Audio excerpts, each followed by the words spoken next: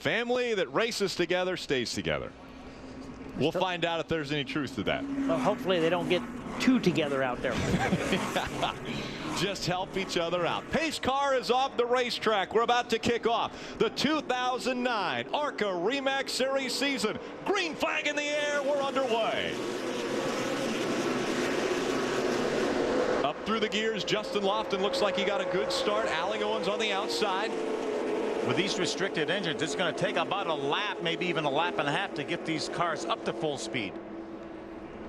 See, Alec Owens is going to duck in behind Justin Lofton right away as they come out of turn number 2. That's a good move on Allie's part. Get behind them, and hopefully while they're back there side by side, they can put a little distance on them.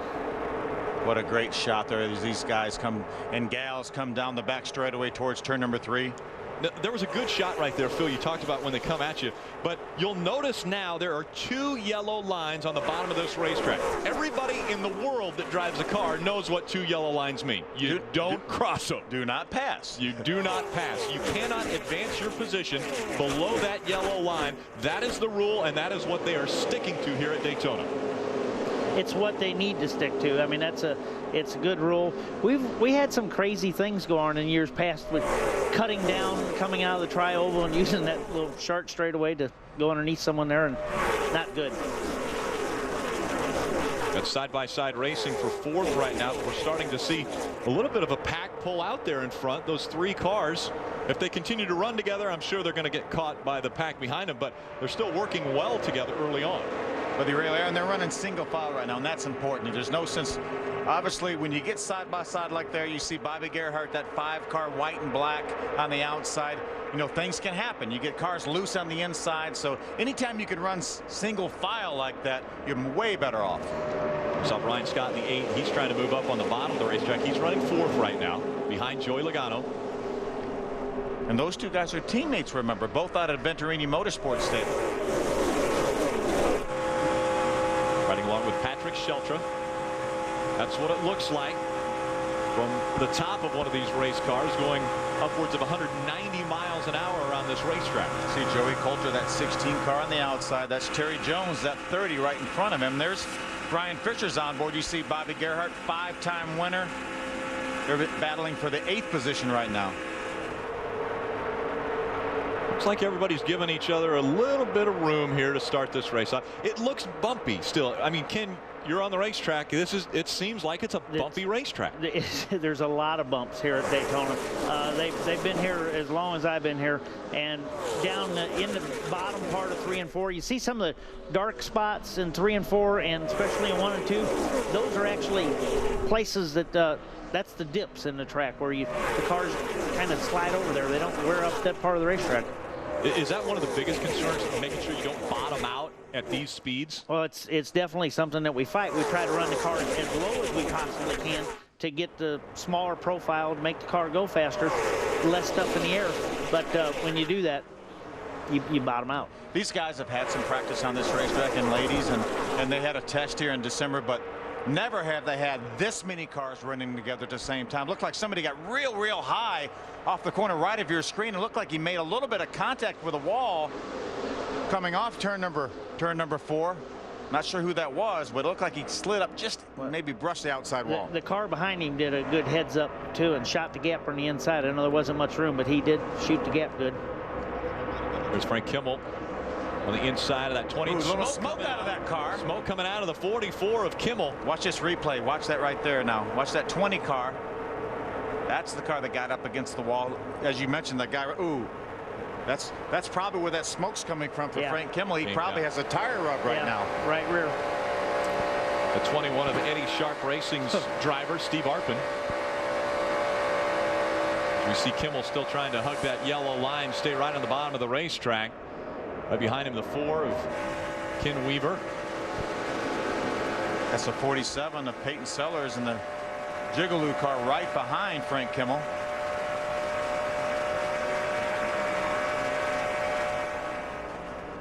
Yeah, they're giving each other room, but that doesn't mean that they're not racing, because they're definitely racing. Well, and it's been, again, I mentioned a little bit of give and take here. They're giving each other room. You see them ducking down below the yellow line, but again, it's advance your position. You can't advance your position by going below that yellow line. Yeah, you may be forced down below that double yellow line, and as long as you give your position back, I think the ARCA RE/MAX officials will look at that and let you by with it. There's Mario Gosselin, the 12 car on the inside. Mario's a 3-time winner here in this series, looking for a great run today. Mike Lynette on the outside of that, or outside row right now, leading that pack in the 0-1 Shigeatori owned race car. Justin Lofton has been the dominant one to start this race, and he doesn't want to relinquish that top spot. Allie Owens has settled into second. We'll be right back with more racing on Speed.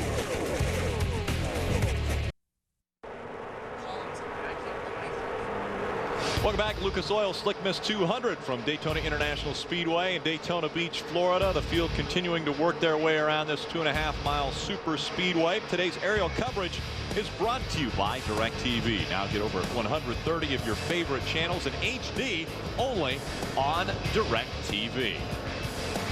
See Ryan Fisher on the outside. He leads that pack on the outside. Looks like they're losing some ground. Eddie Mercer, the Miccosukee Chevrolet on the inside.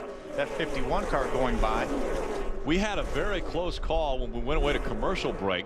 It seemed as though Norm Benning was off the pace, and so a couple cars got a little bit nervous and started cheating down the racetrack. One of those being Bobby Gerhardt. Yeah, Bobby's going to come down the racetrack. It looks like he almost makes, if not makes a little bit of contact with Bill Baird in the 52 car. I was really hoping nobody run into that car today. I'm sure. But again, everything looks to have shaken out, and we continue under green flag conditions. See Frank Kimmel there for a moment. That Ansel Menard's Ford still on the racetrack. We saw that tire up from that earlier contact. It doesn't appear to be something that's going to bring him down pit road. Justin Lofton got his first and only career win in Michigan a year ago. His super speedway prowess. He's never been at Daytona International Speedway racing before in the ARCA RE/MAX series, but he did run last year at Talladega, and he had a pretty impressive performance there. Finished up 17th, but a solid performance early on today. A lot of steam looks like it's coming out. A little bit overheating. That's one of the Toyotas right there. Camera went by pretty quick. Couldn't catch a glimpse of which one that was, but obviously that it's going to push all the water out eventually, Kenny. And then the driver's going to say, I think it's cooling off. Yeah, it's cooling off. The temperature gauge goes right down once it doesn't have any water in it. See, Matt Carter has pulled that Stein seat Ford up to the 5th spot from his 11th position. That green and white car back there behind those 4 Toyotas. I was really impressed with the job that Matt Carter did last year. I thought he did a very good job. Wendy Venerini.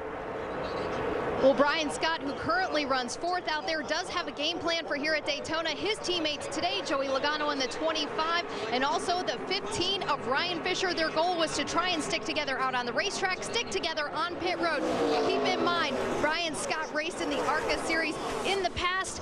Unfortunately, didn't end up so good, but this chassis that Brian Scott is running today, last race in Talladega in 2005. But according to Brian Scott, they have flipped his car. It's a complete new body on Brian Scott's Toyota, and crew chief Ken Rutger feels very confident about their chances today. Jim? And went to the car that sat on the pole position at Talladega is James Buescher's ride today. He qualified 7th, but a post-qualifying infraction made him start at the tail of the field. This youngster is now up into the top 15, comfortably now racing with Brian Scott down the backstretch. This team has built this car in their shops in Lakeville, Minnesota. It's not Cup affiliated. They got a car, they got equipment, they got their act together at Talladega, and they have something to prove today because they lost the car's transmission early at Talladega.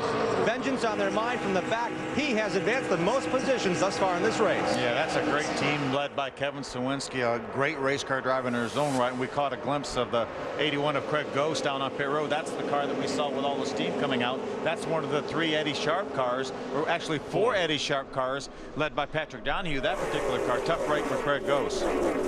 Single file line now. You see that Craig's car being pushed back right now. When you see that steam start coming out, you really need to head towards pit road then. Otherwise, you're gonna wind up cooking the engine. And that's why that hose is at the base of the windshield so the driver can see that steam. Well, things were heating up with Craig's car. It seems pretty calm on the track right now. Stay with us.